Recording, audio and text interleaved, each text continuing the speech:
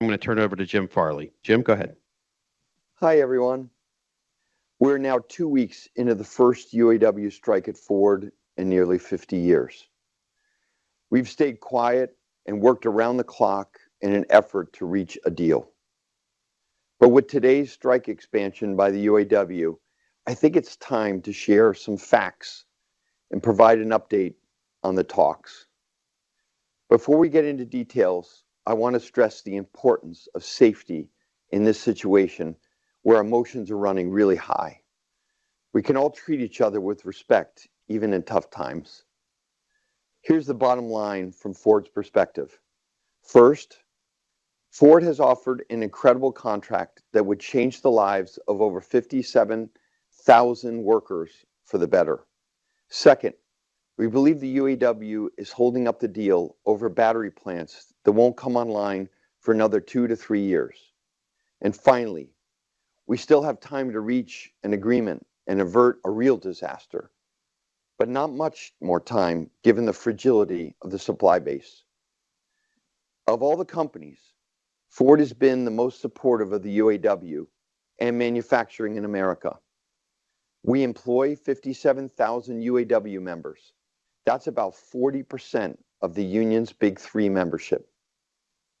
This adds significant cost. We think about $1 billion a year to our business. We do it anyway because of our values. Ford built the middle class in this country. Our crosstown rivals have moved work south, even full-size trucks, to take advantage of lower labor rates in Mexico. Please look at this chart. And our non-union transplants and startups have fought tooth and nail to prevent the UAW from organizing their employees. Ford alone has been the only one who added UAW jobs since the Great Recessions.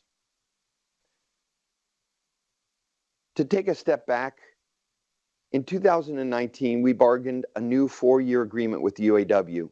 Our UAW workers ratified that agreement, and Ford lived up to every single aspect of that contract. In fact, we went far beyond our commitments in the last 3 contracts, as you can see here.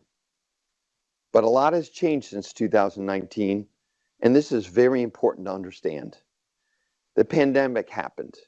Our UAW workers built vehicles and masks and shields, and they helped this company and our country and our industry stay alive. They didn't work from home like most of us. And right after that, inflation hit. And this affected our workers' standard of living, even with strong profit-sharing checks coming in every year. We recognized this a long time ago. It was a big issue. That's why we didn't wait for this contract talks. We moved 14,000 temporary employees to permanent positions and moved thousands more to the top pay rate ahead of schedule. Today, 97% of our UAW workforce are permanent Ford employees. From the very start of these negotiations, we committed to making things right. Before the strike, on September 12th, Bill Ford and I made an offer that would have boosted UAW wages more than 20%, restored traditional cost of living allowances, provided healthcare coverage that puts our workforce, our team, in the top 1% of all Americans for healthcare. We made it so the average employee fresh out of high school or the military or a service sector job will earn 6 figures within 4 years, plus great benefits. Our offer would also eliminate all the wage tiers, boost strong retirement contributions, grant more time off. We made product commitments for every single UAW plant in America, and we offered layoff protections for all permanent employees. The deal we offered would put our UAW workers among the best paid hourly manufacturing jobs in the world and in the top 30% of all full-time workers in America, of any industry, hourly and salary. And the benefits are absolutely top tier, as you can see. Since the 12th of September, we've continued to negotiate and improve our offer. In the fog of all the rhetoric, I think people are missing that Ford has stepped up with a historic offer. And bottom line, someone needs to tell the truth about what's really going on and what's at stake here. It might as well be us at Ford. The union asked for historic gains for our workers. No problem. We didn't even wait for the contract for that. Record contract? No problem. Mortgaging our future? That's a big problem. We will never do it. The billions in costs the UAW leadership is demanding, beyond the billions we have already offered them, would have had devastating impacts for our business and therefore our workforce. The industry expands. Look at the experts and what they've said about this, like President Obama's car czar, Steve Ratner. They can see all this as plain as day. We have plenty, pretty much lost domestic production in our country for small cars. It's gone forever. A bad deal would threaten now mid-size and much more expensive larger vehicles like Escape and Explorer. We'd have to choose to cut future investments in those products, restructure, and reduce our headcount throughout the company, including UAW workers. What's really frustrating is that I believe we could have reached a compromise on pay and benefits, but so far the UAW is holding the deal hostage over battery plants. Keep in mind, these battery plants don't exist yet. They're mostly joint ventures. They've not been organized by the UAW yet because the workers haven't been hired and won't be for many years to come. They won't scale until the next contract. And I need to be clear about one thing, because the UAW is scaring our workers by repeating something that just is factually not true. None of our workers today are going to lose their jobs due to our battery plants during this contract period or even beyond this contract. In fact, for the foreseeable future, we will have to hire more workers as some workers retire in order to keep up with the demand of our incredible new vehicles. We are open to work with the union on a fair deal for battery plants, but these are multi-billion-dollar investments, and the future of our industry is in the balance, and they have to make good business sense. Now, the good news is we still have time to reach a deal and avoid a serious and lasting blow to our region and this industry. The supply base is on a nice edge already. Look at Michigan Assembly, where we make the Bronco. Suppliers there employ 125,000 hourly workers. In the plant, we employ about 5,000. All those 125,000 hourly jobs are at risk as the strike moves on. If the UAW's goal is a record contract, they've already achieved that. I read where they privately described their strategy. It's actually not so private now. You can read it on the internet. Is to keep us wounded for months, pit the companies against each other, damage our reputation, and create industrial chaos. That's grossly irresponsible, and in my opinion, to escalate these strikes and hurt thousands of families and suppliers and dealers and customers. I'm so thankful for the Unifor leadership and the voters in Canada for recognizing that Ford made a great offer there. They understand this is about our mutual success. It must be a partnership. If we're going to take on the world, we have to do it together.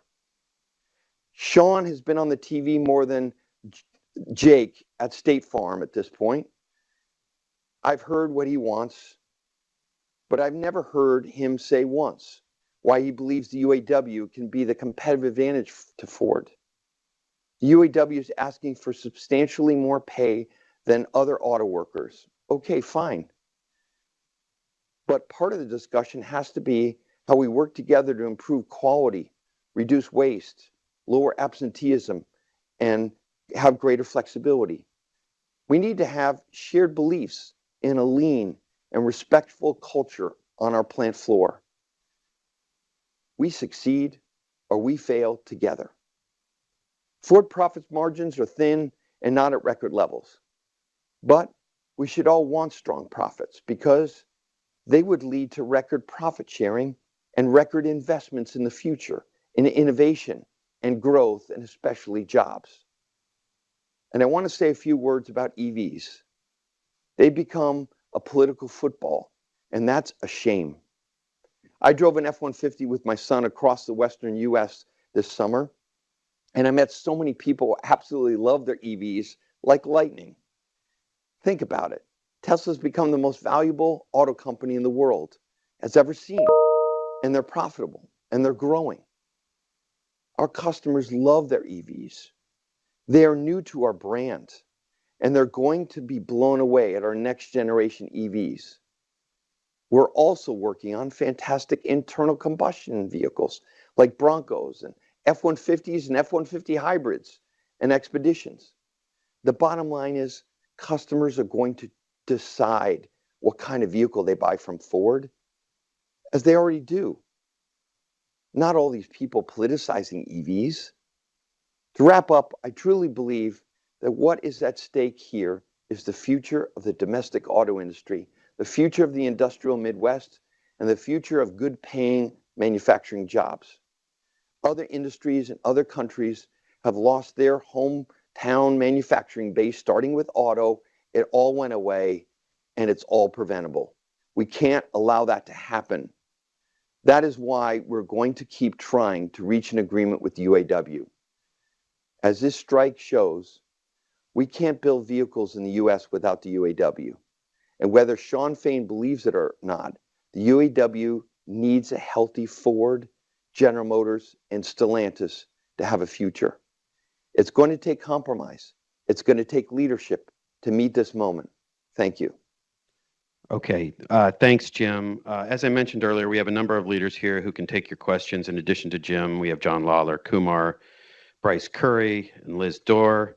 So with that, the operator will begin to, I'm going to turn it over to the operator to begin the Q&A. And ladies and gentlemen, we'll now begin that question and answer session.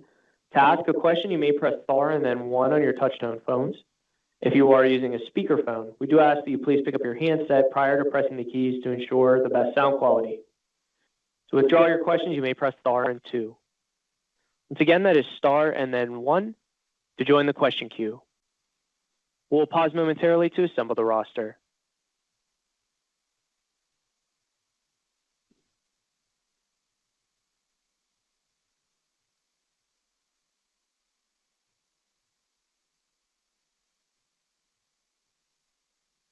And our first question today comes from Joe White from Reuters. Please go ahead with your question.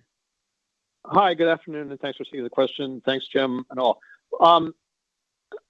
Let me ask this. I mean, are you concerned that the UAW at this point is bargaining in bad faith or simply not bargaining? And at what point do you feel like you might need to declare an impasse? Because you have been going at this a while. It doesn't seem like there's been a ton of movement. Yeah, I'm just trying to get a sense of how close you are to sort of a point where the talks break down or you're at an impasse. Thanks. Want a deal. We made a great offer. We've been at the negotiating table for the last 2 weeks, nights, weekends. I think we've worked very creatively. I think the length of the time of the strike is going to depend on both parties compromising. Have we gone too far? I would say at this point, the battery plant discussion has been very difficult. And we have felt from the very beginning, between all the lines of our comments, that the original strike was premeditated and that everything is taking way too long. That actually events are predetermined before they happen. This has been very frustrating, but I'm really proud of the team because we never let that happen to stop us from negotiating. I don't think we reached the point where we think we're at impasse, but that day could come if this continues. Okay, thanks. Thanks, Joe. Our next question comes from Chris Isidore from CNN. Please go ahead with your question. Yeah, there's been a lot of, talk about what Ford's offer is, what the other OEMs' offers are. There's not been a lot on the record about what where things stand with what the union's current request and demand is. Can you give us any details on what they're now asking in terms of wages? Are they still asking for a 4-day week? And is the current state of the offer from them something that would cause losses at Ford as you were detailing before the strike started with the original offer, or is it profitable, just not enough to make the investment that you want going forward? Good question. Bryce, why don't you take that one? Sure, thank you. So we've been working, as Jim said, night and day with the union on here, and we are making significant progress on the pay and the benefits side of the offer. I'm not going to share some of the specifics, but we're close on there. The sticking point continues to be on the battery plant, and that's what we're working and trying to come up with ways that make sense for both sides, and that we can still be competitive in the future, competing against Tesla, BYD, and others. We'd love to go over the specifics, but we think it's best for the UAW to share those specifics with the members that they represent. We think it'd be a good time to do that, given the enhancements we've had to the offer. Are you saying that their current offer now would cause losses at Ford, or would you at least be profitable if you were answering their current offers? It's been very important discussion on the economics. As Bryce said, we're really close, and we're confident that with the current offer on the table, we would be able to make the investments we need to, like the $50 billion in EVs. But in the end of the day, that has to be presented to the employees, and the UAW has to do that. Our next question comes from David Welch from Bloomberg News. Please go ahead with your question. Thanks. Jim and whoever else on the team, I guess. What exactly is the union asking for when it comes to battery plants? And then the second one I see as a big issue are defined benefit pensions, something that's still on the table. Yeah, I think, Bryce, you're best to comment on the specifics of the battery plant and pensions. Sure.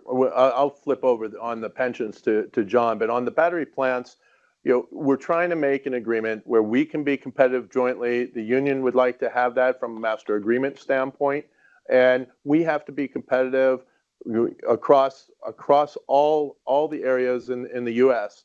And so that's where we're working with them on that right now. Yeah. So when you look at the defined benefit plan they're asking for, that's a plan of the past. Only 12% or so of Fortune 500 companies offer that today. What we're offering is a defined contribution plan where we contribute. And let me frame that up for you. The plan that we have on the table and the increase in the offers of our contributions into that plan are significant.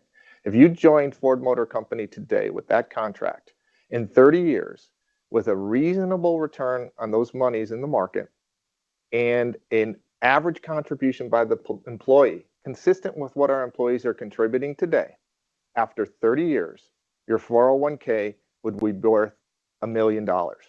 And that's $1 million the employee owns. It's flexible, it's portable, it's their money. So that's the type of offer that we have on the table. Defined contributions, significant contributions from Ford, income security, and retirement. Great. Next question, please. Our next question comes from Jordan Grzelewski from the Detroit News. Please go ahead with your question. Hi, thank you. Just wanted to kind of further clarify the comments about, the deal being held up over discussions of the battery plants. Are you referring to all 3 battery plants that, Ford is in some stage of development with, the ones in Kentucky, Tennessee, and Marshall? And can you say whether the discussions at the table had any bearing on the pausing of the Marshall project? Right. It's 4 battery plants, 3 BOSC, which are joint ventures with our SK partners, as well as Marshall. So all the battery plants. The Marshall site is a $3.5 billion investment. We can make Marshall a lot bigger or a lot smaller. And we're pausing to figure out what's the right path forward on Marshall. There's a lot of dependencies in deciding how big or how small that site should be. Labor costs, the final language of the IRA, and of course, whether we can secure a deal that allows us to invest in the products that those batteries are going to go into. And it sounds as if the discussions are, hinging on the UAW wanting to get these plans covered by the master agreement. Am I understanding that right? Yeah, yes, generally speaking, yes. We won't go into specifics, and you should probably ask them. Next question, please. Will do. Thank you. Our next question comes from Camilla Dormanowski from NPR. Please go ahead with your question. Yeah, hi everyone. Thanks so much for doing this. You mentioned being able to hold out for a while, but not forever. You talked about the impact on the supply chain, but I was just wondering if you could provide a little more color from Ford's perspective on the costs that you're bearing from the strike now and what the timeline is for when those will become not sustainable. Thanks. Thank you. I'd like to ask Kumar and then Liz to talk about the sustainability, but I want to make this really clear. It's very tough on the company, but what we really care about right now is the employees in the supply base. And they're the ones going through, not that national negotiators, they get full pay, but those that are living off $500 a week and our suppliers who have no more orders, they're going through a lot right now. And that's what we care about. Kumar? I would say the impact on our business is substantial. We already have 2 plants down. The first plant that's down makes Bronco, which is a very, very successful vehicle for us, and it's down. The other plant that's now down is Chicago Assembly Explorer, also a very important vehicle for us. So with these two, the impact is substantial. I can't get into the specific dollars or millions of dollars that we're losing every week. If this continues week after week, of course, it will have a substantial impact on our business, but we're ready for it. But as Jim has said multiple times, we want to get a deal and we want to get a fair deal for our employees. Hey, Liz, why don't you comment on the supply chain if you look at the whole North American manufacturing footprint?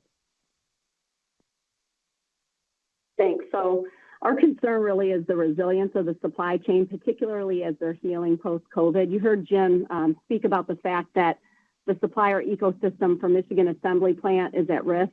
We understand to date there's about 2,400 supplier employees that have been laid off. But as a consequence of the actions today, we see this 2-week inflection point. We have roughly 125,000 supplier employees that support our Michigan Assembly Plant. And if prolonged, this really could have a significant impact as it extends into our other Ford factories. We see anywhere between 325,000 to 500,000 employees that could be laid off. Thank you, Liz. Next question, please. Thanks. Our next question comes from Mike Whalen from CNBC. Please go ahead with your question. Okay, thank you. Just to clarify, I mean, the joint ventures cannot be part of these national negotiations technically because they are separate companies. They need to be negotiated separately. So could you just please just comment on if the union has been bargaining in bad faith regarding these ventures? And what exactly are they asking for with the joint ventures given they're so far out? Yeah, no, the battery plants are very much part of our discussion with the UAW. I don't think it's an issue to discuss it. It just takes place at the end of this contract and really doesn't scale until next contract. As far as the specifics, you can imagine who we're competing with. It's Tesla, a lot of international companies, potentially BYD, and we're going to need to have those JVs and all of our battery plants fully competitive so we can invest in the future and really live up to the facility commitments we have on the final assembly side for the vehicles that batteries go into. Bryce, do you want to make any comment? No, the only thing I would add on top of that is, again, our focus for this contract and even for the foreseeable future after is our powertrain workers, which is about 14,000 people. We have jobs all the way through this contract out, and we're adding more jobs on top of that. So there's a narrative out there about losing jobs, and that's not the case. We're adding with both a strong ICE business as well as where we're going from an EV. Okay, thanks. Next question, please. Our next question comes from Phoebe Howard from the Detroit Free Press, USA Today. Please go ahead with your question. Thanks all. These are 3 short in response to other questions. Number 1, you talked about time frame GM had a 40-day strike 4 years ago. What is a specific? Can you guys make it 40 days, or are you looking at half? Second question, how battery plants are even involved in this conversation, because Ford already said you would not oppose organizing, and the company doesn't have the authority to allow immediate organizing. So how is that even involved here? And last, is the Marshall pause hurting political supporters now that this has just happened? So just all in response to other questions. 40 days, can you make it if it goes that long, or how long can you make it? And then how battery, the discussion can even be involved here. It doesn't seem to make sense. And lastly, on Marshall's pause impact on your overall political support for that operation. I'll take the last one first, and then maybe Bryce answer the first two. For Marshall, we're not doing the political math. This is really critical technology for the most affordable batteries in the U.S. And Ford owns the plant, and it's our workers in the plant. So the factors that I mentioned are the key ones: the labor costs, the final language in IRA, and even the sustainability of the products themselves that do get negotiated in the contract. Whether we can invest in those locations and those products so that we can size Marshall appropriately. Politics are not part of that calculus. Bryce? Yep. With respect to the length of a strike, I'd prefer to look at that we do come to conclusion and get an agreement. We're close on many different areas, as we said. So it takes two parties to want to compromise and get to the end. And we don't want to endanger our future. And we got to remember, this is impacting people's lives. As Jim said, $500 a day. So we want to get this done so we can continue to move forward. And then with respect to the batteries, I would just say, again, Jim said you would have to ask others on there. It is with any negotiation, you have different things that get linked in. Thank you. Okay, next question, please. And our next question comes from David Shepardson from Reuters. Please go ahead with your question. Hey, thank you for doing this call. I just wanted to follow up on the battery plant issues. Just a two-part question. One, in terms of if the UAW issue got resolved, do you see any other reason you'd have to continue the pause, i.e. IRA or the ongoing questions about China that Congress has raised? And are you willing to discuss the UAW sort of the wages for these workers? I mean, even though the plant has not yet, none of these three plants have begun construction or have opened. Okay. Yeah, there are 4 plants, actually. 3 are part of a joint venture, and the 4th we own at Ford. As far as Marshall's concerned, the one that we own, it's a $3.5 billion investment, thousands of workers, and we have the optionality of making it bigger or smaller. And as I said, the key factors there are, can we confirm that the deal with the UAW in the short term allows us to invest in the engineering for the future products that will have the batteries go into? So that's first thing, is we want to make sure we can secure a sustainable product lineup, because that's the batteries go into products. The second thing is going to be labor costs as a whole. Of course, the UAW, the labor cost for Marshall will be very critical in deciding how big or small the facility is, and then the final language, as you said, in IRA. I think those are the key things. On the other battery plants, I'll ask Bryce to comment, the other 3. Yeah, I would just say with the others, it's joint venture, so it's through that joint venture. So I'm not going to go into specifics on that. First, we haven't even built it yet. We don't have the people yet, and it's not represented yet. So Jim, it sounds like you're saying no matter what happens, this pause you're gonna go forward with Marshall, right? You said how big or small. Is that correct? That you're not considering canceling the Marshall plant? No, we're taking a pause because the negotiations and all the factors that I mentioned are still in play, and then we'll decide how big or small Marshall should be. We have a lot of optionality on how big or small this can be. This is critical technology, and they'll be the most affordable battery chemistry in the United States. At Ford, who democratize transportation, affordable batteries are mission critical for our company. as we make the transition to electrification and offer some of our customers those kind of vehicles. Thanks, Dave. And our final question today comes from Andrew Hawkins from Verge. Please go ahead with your question. Yeah, I had a question about the issue over job losses. You guys are saying that there will not be any job losses, and I just wanted some clarification about whether or not you're referring specifically to through the length of this particular contract, or even beyond into additional contracts with the UAW, because you hear from the union they're concerned about, if we transition to EVs, we're not going to need things like spark plugs and oil filters and all of these things associated with the ICE business, and therefore people are going to lose their jobs around those particular supplies, that supply chain. And I'm curious as to how you guys would respond to that. I think before we go into that, I'll have Bryce kind of cover the job loss thing. It's really important to understand Ford's product strategy. We're going to offer customers choice, and there are a lot of products that people's drive cycle will never go electric anytime soon. If you're pulling a fifth wheel in Montana with a Super Duty, you're not going to be buying an electric car anytime soon. So our powertrains, our Broncos, our Super Duties, our F-150s, our hybrid powertrains, those vehicles are really popular.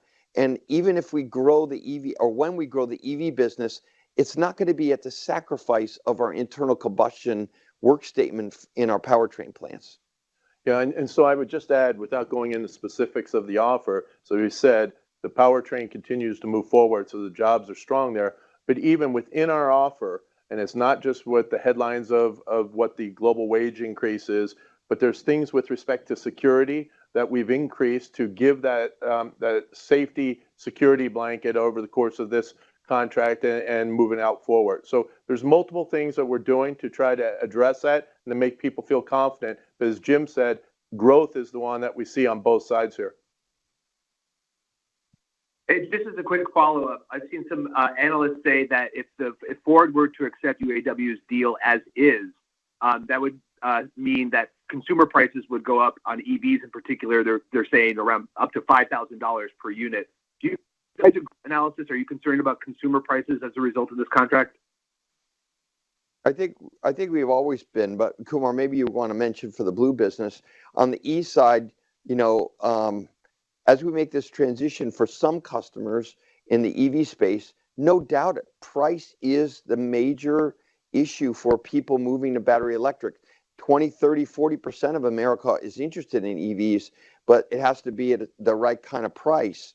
And we're finding that now. So affordability is always an issue. That's why we launched the Maverick on the ICE world, our most affordable vehicle. And that's why we're going to always have affordable EVs. And batteries are the largest component in the EV. Yeah, I would say the deal that you're talking about, or the offer you're talking about, was the original offer from the UAW. As all of us have said, with a lot of hard work by the team on both sides, especially the national negotiators on the UAW side, a lot of good work done, and we are much, much closer than we were to the original deal. And the deal that we are very close to is actually a deal that's affordable for us. It allows us to continue investing where we need to invest, and it's a very fair deal for the workers. But that deal is what's not out yet. So the comparison you're making is to the original one.